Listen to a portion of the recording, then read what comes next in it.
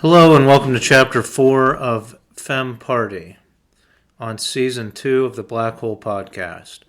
Femme Party is the title of a book I've written, and I'm reading it chapter by chapter, one chapter for each episode of this season of the podcast.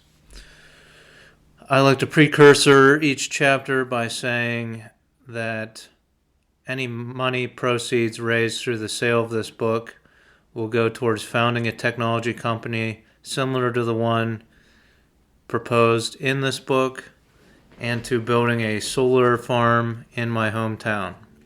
So let's get right to Chapter 4 of Femme Party.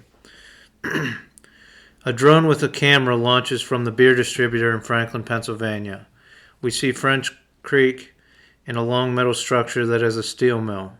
The drone follows the creek along the railroad tracks, and we see an island where Johnny Appleseed once stayed. After that is the main 4-lane bridge in town. The drone flies over the old fort along French Creek, and we can see Central Elementary School and the YMCA. At a bend in the creek, there is the jail and courthouse annex. There is a park where French Creek converges with the Allegheny River in the middle of Franklin. The drone flies high over several blocks of houses and begins to come down near the Catholic school. It gets closer and closer to a Victorian house in this part of town. We can see that someone is sunning in the backyard of the Victorian house. As the drone lowers in altitude, it becomes obvious that it is Robin Rite. She looks to her left, and the drone turns in that direction to see Angelina Jolie aiming an air-powered slug gun at the drone. Angelina fires the weapon, and a weighted net flies out of the end of the gun, expanding and wrapping itself around the drone. The drone is taken by the momentum and falls to the ground in the backyard. Robin gets up and goes over to the drone, which is revving its motors to try to escape. Angelina says, "Just put it in the pen with the others." Robin picks up the drone wrapped in netting and is careful not to untangle it until she has it close to a dog kennel filled with drones. She opens the gate and throws the drone inside. It rises up off the pile of drones and hits the roof of the kennel. Another drone from the pile flips over sideways as one of its motors revs. Angelina says, "Mitch should be here any minute." Robin says, "Good, I can show him the prototype." Angelina's phone chimes and she sweeps it to check. "That's him now. I'll go let him in." Mitch enters the backyard and Robin brings a small plastic clip over to him. Robin says, "Check it out, Mitch. I had the engineering team make a sample of the patented nip clip. To use it, you take the tip of a ballpoint pen and press the nipple down to unlock the two pieces." Mitch says, "That's exactly what I imagined. Great job, Robin. Listen, I wanted to talk to both of you about something interesting that has occurred." Angelina says, "What is it, Mitch?" Mitch says, "Well, your ex, Brad, approached me about getting in on our little political movement in this part of the country. He says he represents some powerful male names in the entertainment industry, and they want to help. I have some ideas for some projects they could take on to help. Also, I thought some political commercials with some male Hollywood stars talking about how they may move to the area might seal the deal for both you and Lucy's campaign. I wanted to check with both of you first, before I move forward." Angelina says, "I'm fine with it as long as these ideas aren't ones you would have used for our technology company." Mitch says, "No, I wouldn't do that. These ideas run parallel to the future of our technology company and begin with some entertainment aspects." Angelina says, "Fine, then get them involved if you wish, but be careful." Robin says, "Just send us a list of who wants to be involved and we'll pick the best people to be in our campaign videos." Mitch says, "Great. I am riding my bicycle up the trail along the Allegheny River to Oil City to meet with Lucy now. I'll be back for my vehicle in a few hours." Angelina says, "We'll have wine when you get back." Robin says, "I'll round something up for dinner. You'll be famished." Mitch rides his bicycle up the Ernst Trail to Oil City. After fighting some hills, he makes it to Lucy's house. He does the classic knock on the door, one bump, another bump, a bump at a half time, another bump, followed by a beat, then two bumps. Levy opens the door and ushers him inside. Levy says, Lucy is expecting you. She's on the back deck." Shall I join as well? Mitch says, of course you are welcome. On the deck, the three enjoy one of the last nice days of the year in western Pennsylvania. Mitch briefs Lucy on the same information he shared with Angelina and Robin. Lucy says, I don't want their help, but I'll take it. Mitch says, it should seal the deal for the election. I promised Angelina I would only develop ideas with them that run parallel to our ambitions. Lucy says, I knew you would cave eventually.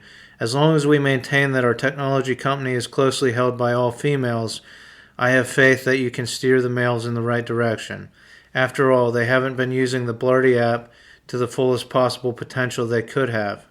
Levy says, yeah, instead they tried to form their own version of Blarty to compete with ours. Mitch says, but ultimately the international community embraced our platform and the men will eventually abandon theirs. After all, now that we are international, some kings and princes are able to rent entire city blocks in war-torn areas and bring in their security detail. They then reach out to the warlords to try to reach peace agreements. Who would have thought that figureheads could do so much good for impoverished nations? Lucy says, I heard the King of Denmark sponsored a soccer match in the street of the block he shut down. Two warring parties settled their disputes over a ball game. They came together for a banquet after the match, and now the UN is able to distribute support to the area. Mitch is at his house in Bloomfield, in the Bloomfield neighborhood of Pittsburgh. He enjoys a cup of coffee with his spouse Hillary and then grabs his lunchbox and heads for the door. At the threshold, he kisses Hillary and walks out into the street. Mitch zigs and zags his way through the back streets of Bloomfield.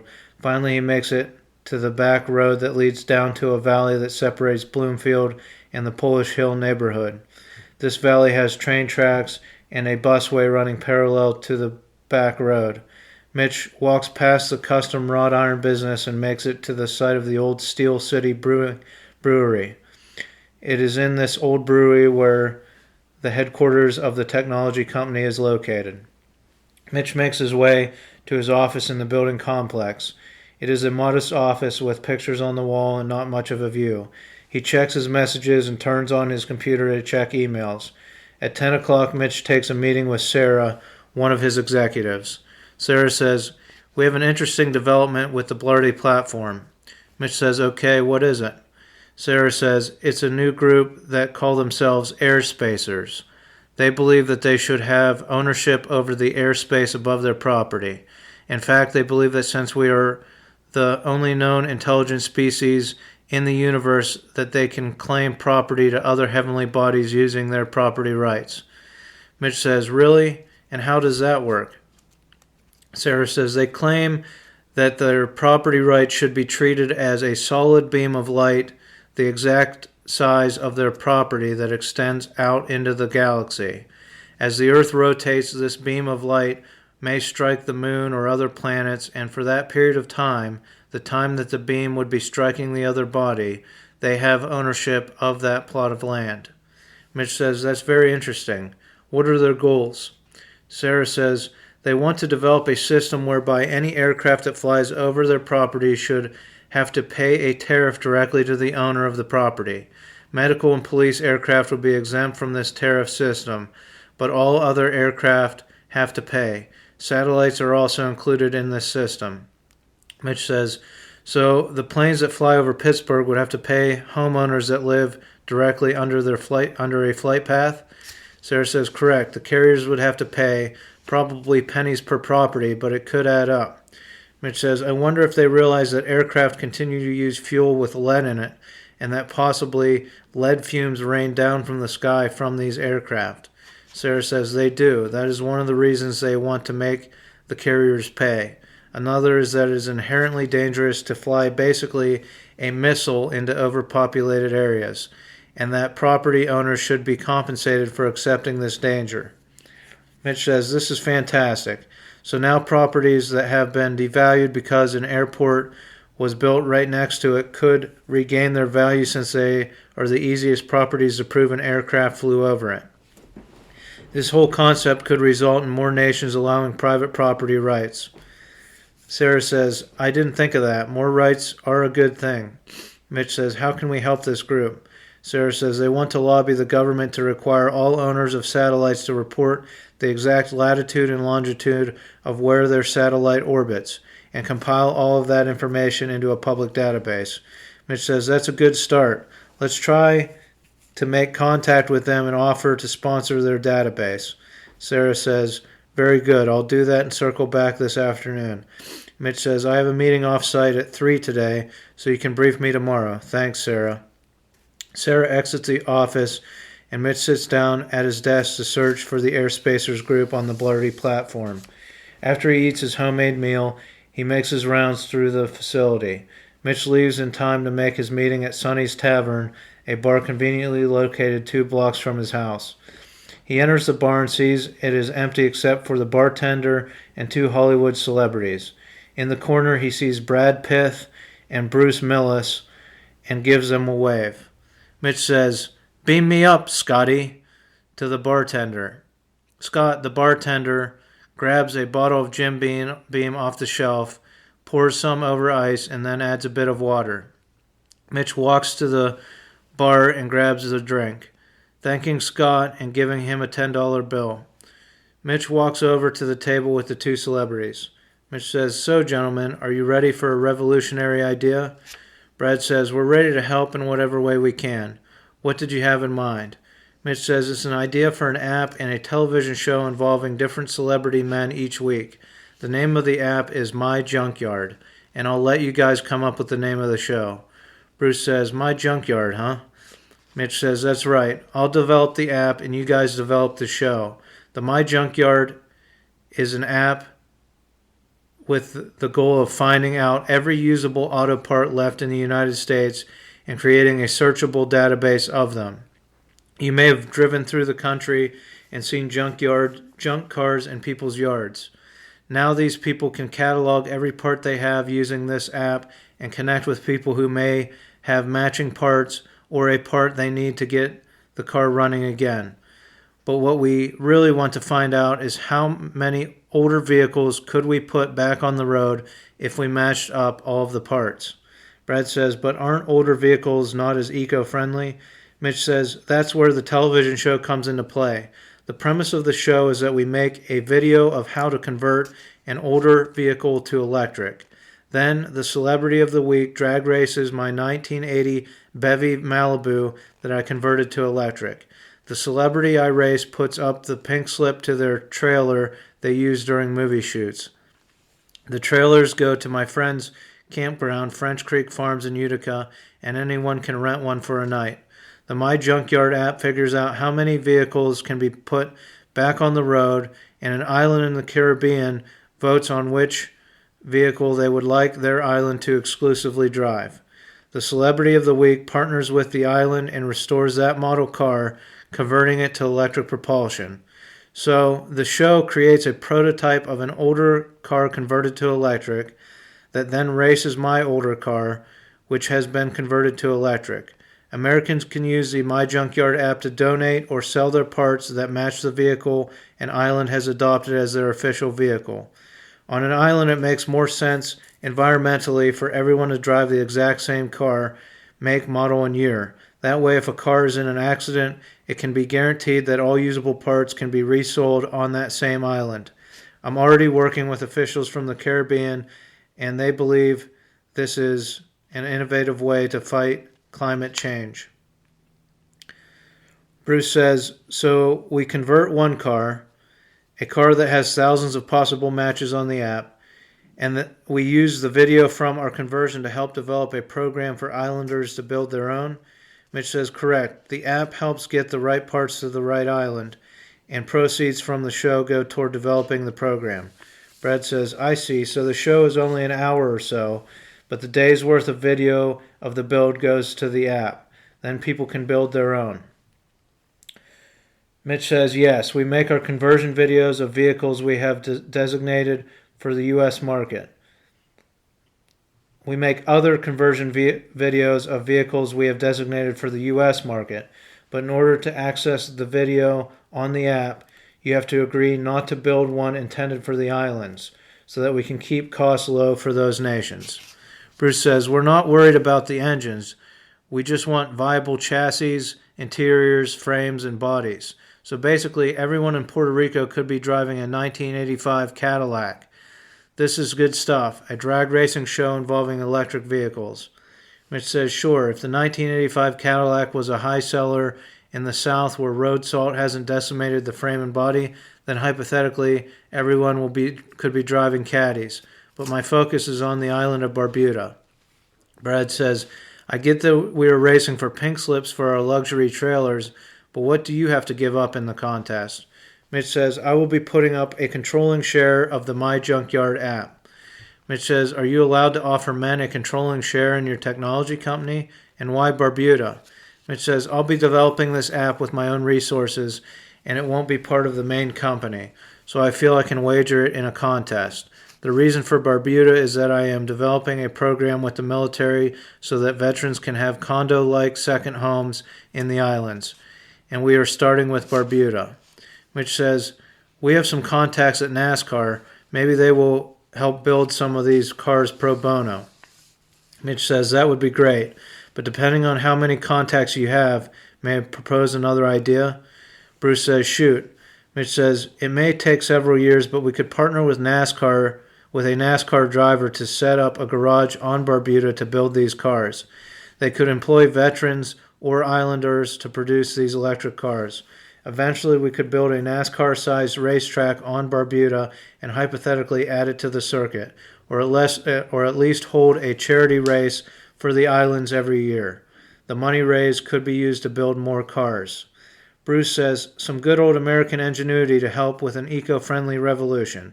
I think some NASCAR drivers could get on board with that. Brad says, we'll figure out what celebs want to be on the show. Let us know when we can begin shooting. Mitch says, we should be ready within months. I've already begun developing the My Junkyard app and have reached out to private junkyards to begin logging their vehicles. We'll release to the public as soon as possible. We should have the information on some prime vehicles quickly that we can give to the island governments to vote on soon. Bruce says, where were you thinking of shooting the show? Mitch says, about an hour and a half north of here is a town called Meadville in Crawford County. It borders Venango County, where my farm is located. Meadville used to be the tool and die capital of the world and has an abundance of independent machine shops. If we need any type of part fabricated for these electric conversions, we'll be in exactly the right place to contract a shop to make the parts. I figure we'll buy a garage in Meadville, and I have the perfect place to drag race halfway between Meadville and Franklin. Mitch walks up to the bar to buy the table around. Scott turns the volume up on the television as a news broadcast comes to a close. The television reporter says, and some celebrities have been seen around town. Brad Pitt and Bruce Willis were both spotted in Bloomfield today. The television changes to a legal ad. Do you suffer from migraines? Do you care for someone with autism? Do you or a loved one have a mental illness? If you answered yes to any of these questions and live in the city of Pittsburgh, contact the law offices of Sweeney, Day, and Leff today to take part in a possible class action suit. Mitch leaves Sonny's Tavern around 6 o'clock and carries 2 six-packs of Coors Light, pounders in plastic bags. The thin plastic handles cut into the skin on his hands like fishing line. He opens the door to his house and walks into the kitchen where his spouse is preparing dinner. Mitch says, picked you up some beer. Hillary says, you smell like booze. Mitch says, had a meeting at 3 with some celebrities. Hillary says, so you had to entertain them for 3 hours? Mitch says, how do you walk away from hanging out with some influential characters? Hillary says, you could have told them your wife would be pissed. It's your usual standby. Mitch says, I'm sorry, honey. I'm working all day tomorrow and then heading up to the farm and working remotely the rest of the week. Hillary says, I guess I'll see you on the weekend then. Mitch says, I'm going to run. Hillary says, can't you just be happy being mayor of Utica and bringing them their own electrical grid and solar farm? Mitch says, this world needs a lot of change if the human race is going to make it. I have to keep pushing. Mitch pulls into the driveway at Doc's farm to see U-5 helicopters hovering and flying across his field. The small gasoline engines buzz in the distance. He unloads his stuff in the farmhouse and then drives his ATV down to the end of the field. Bonnie Tariff is watching her class of pilots negotiate the field.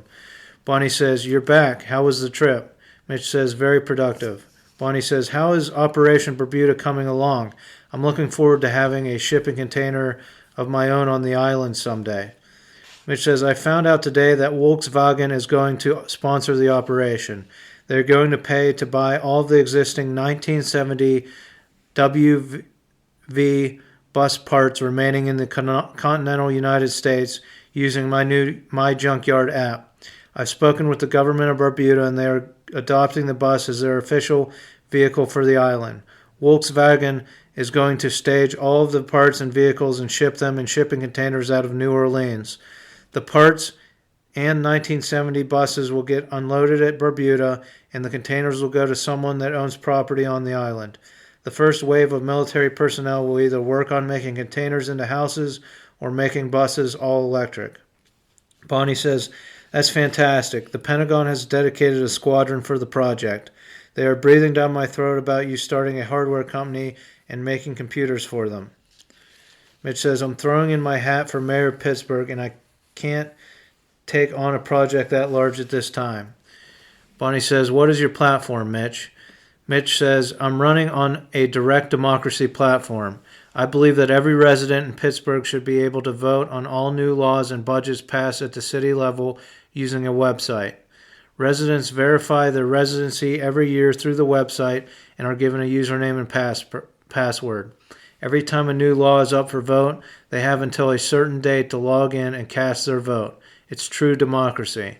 Bonnie says, sounds like you're helping the United States realize why we put these uniforms on. Mitch says, that's the hope. Everyone votes. I believe that even if everyone doesn't participate, it is the duty of the United States to try to deliver this type of government. We can leave the old representative-style government in place. These representatives can propose and write new law to be put up for vote by everyone. Bonnie says, direct democracy. May I make a suggestion? Mitch says, sure, what are you thinking? Bonnie says, why don't you take on this hardware thing for the military, but say the only thing you'll build is a standardized voting machine? You know, like the ones that scan the paper ballots? It just makes sense that a city dedicated to direct democracy would build voting machines, right? Mitch says, that is a tempting idea. We could build voting machines with no possible way of connecting to wireless waves. It doesn't make sense that these private companies make money by changing the design of voting machines every few years. We'll come out with one solid design and lock the software in so that it doesn't need updates ever. This way we have voting machines for the democratically elected representational style government. Bonnie says, then the U.S. military can deliver voting machines to other countries and tell them that the design isn't going to change and that they are built to last for decades. It's the best way to spread democracy around the world without making it about profit.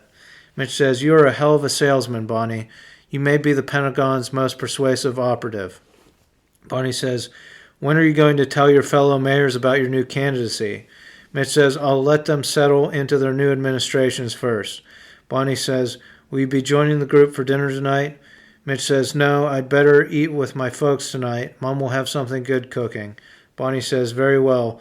What should I tell the Pentagon? Mitch says, have you ever considered transitioning to the private sector?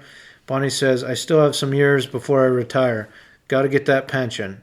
Mitch says, well, when you do retire, I'll make sure there is a position for you in the hardware company since this is kind of your idea. Bonnie says, thank you. Mitch says, you can tell the brass I'll bring your proposal up at the next board meeting. Bonnie says, very good. Be careful driving up out of here. These pilots are just getting the hang of these machines. I'd hate to see a collision. And that's the end of Chapter 4. Brought to you by Krabby Kelly's. Stop for a drink in Utica, Pennsylvania at Krabby Kelly's General Store and Bar. Remember, get your STDs at Krabby Kelly's. Also, French Creek Farms, family camping at its best. Stop by and make a reservation or call and make a reservation today at French Creek Farms. And have you found yourself in Incheon, South Korea? Why not look up Liquor Burger? It's a great establishment with fine food and great spirits. Stop by Liquor Burger today and tell them Mitch sent you. So I like to close each episode by saying I have technology ideas that I've published in this book, but I've kept some that I'd like to develop myself, one of which is a social media platform. And I'm looking for computer science people to help partner up on this project. My plan is to make the company one of the most transparent in existence by bringing up every issue of any importance on this podcast for season 3. The podcast will revolve around the building and operations of a technology company. Investors can listen to the podcast and will have until a certain time and day to vote on any issue we bring up for vote.